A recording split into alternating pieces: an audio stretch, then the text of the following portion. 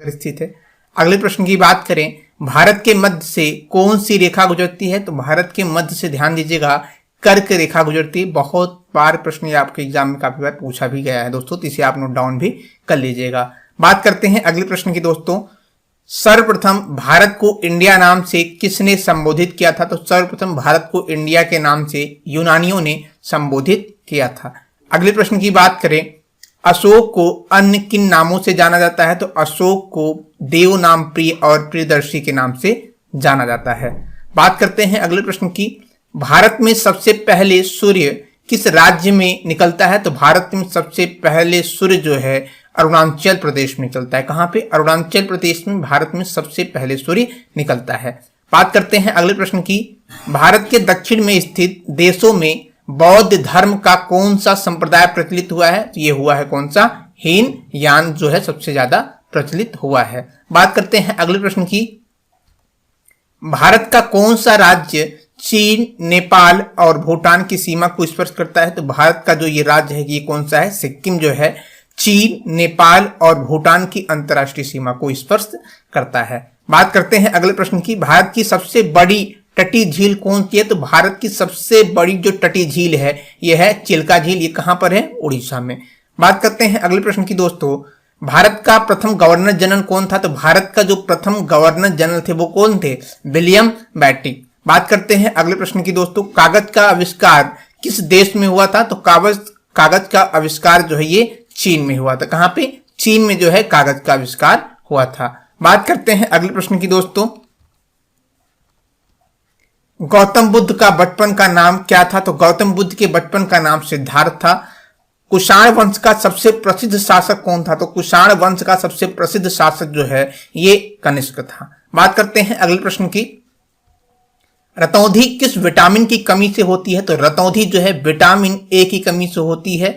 और पोंगल किस राज्य का त्योहार है? तो पोंगल जो है ये तमिलनाडु का राज्य त्योहार है। बात करते हैं अगले प्रश्न की दोस्तों, गिद्धा और भंगड़ा किस राज्य का लोक नृत्य है? तो ये है कहां का?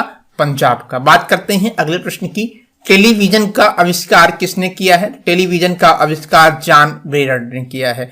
बात करते हैं अगले प्रश्न की दोस्तों, भारत की पहली महिला शासिका कौन थी? तो भारत की पहली महिला शासिका रजिया सुल्तान थी। और मछली किसकी सहायता से सांस लेती है? तो मछली जो है अपने गल फेफड़ों की सहायता से सांस लेती है। बात करते हैं अगले प्रश्न की दोस्तों, इनकलाब जिंदाबाद का नारा किसने दिया था? तो इनकलाब जिंदाबाद का नारा जो है ये दिया था भगत सिंह ने। और अगले प्रश्न की बात करें, जलियांवाला बाग हत्याकांड कब हुआ था? तो जलियांवाला बाग हत्याकांड ये हुआ था कहां पे? अमृतसर में 1919 में। बात करते हैं अगले प्रश्न की दोस्तों, 1939 ईस्वी में कांग्रेस छोड़ने के बाद सुभाष चंद्र बोस ने किसका गठन किया था? तो 1939 में कांग्रेस छोड़ने के बाद सुभाष चंद्र बोस ने जो है ऑल इंडिया फॉरवर्ड ब्लॉक का जो है गठन किया था। बात करते हैं अगले प्रश्न की, पंजाब केसरी किसे कहा जाता है? तो पंजाब केसरी जो है लाला लाजपत राय को कहा जाता है। किसे कहा जाता है? लाला लाजपत राय को जो है पंजाब केसरी के नाम से भी जाना जाता है। बात करते हैं अगले प्रश्न की दोस्तों, सैंडर्स की हत्या किसने की थी? तो सैंडर्स की हत्या जो है ये किसने किया था? भगत सिंह ने।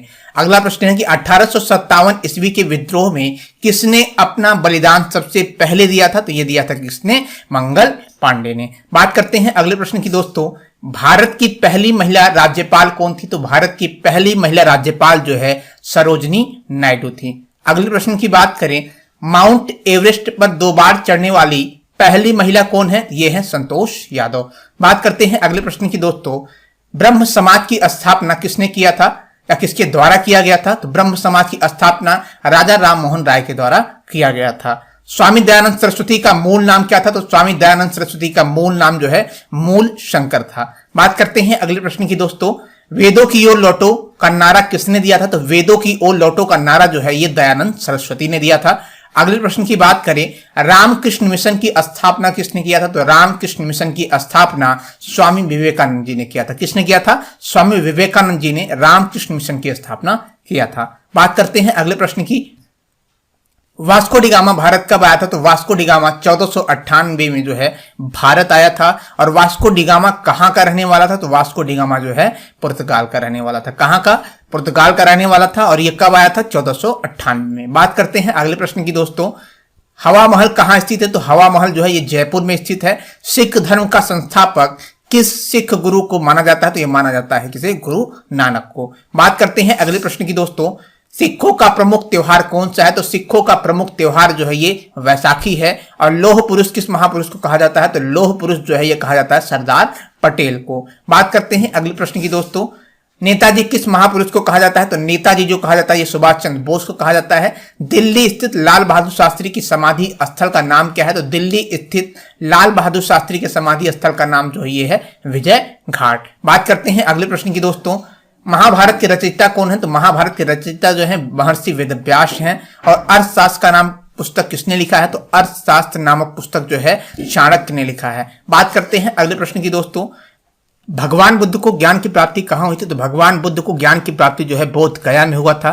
संविधान सभा का अस्थायी अध्यक्ष कौन था? तो संविधान सभा का अस्थायी अध्यक्ष डॉक्टर राजेंद्र प्रसाद थे। बात करते हैं अगले प्रश्न की दोस्तों, संविधान सभा की प्रारूप समिति के अध्यक्ष कौन थे? तो संविधान सभा के प्रारूप समिति के जो अध्यक्ष थे वो कौन थे? डॉक्टर भीमराव अंबेडकर। और आर्य समाज की स्थापना किसने की थी? तो आर्य समाज की स्थापना दयानंद सरस्वती ने किया था। बात करते हैं अगले प्रश्न की दोस्तों, सूर्योदय का देश का नाम, कौन सा देश प्रसिद्ध है? सूर्योदय के देश के नाम से जो प्रसिद्ध है ये है जापान। बात करते हैं अगले प्रश्न की, अंतर्राष्ट्रीय महिला दिवस किस तिथि को मनाया जाता है? तो अंतर्राष्ट्रीय महिला दिवस हर वर्ष जो है 8 मार्च को मनाया जाता है। बात करते हैं अगले प्रश्न की, क्षेत्रफल की दृष्टि से भारत में सबसे छोटा राज्य कौन सा है? तो ये है कौन सा? गोवा। और ओणम किस राज्य की प्रसिद्ध त्योहार है? तो ये है कहाँ का?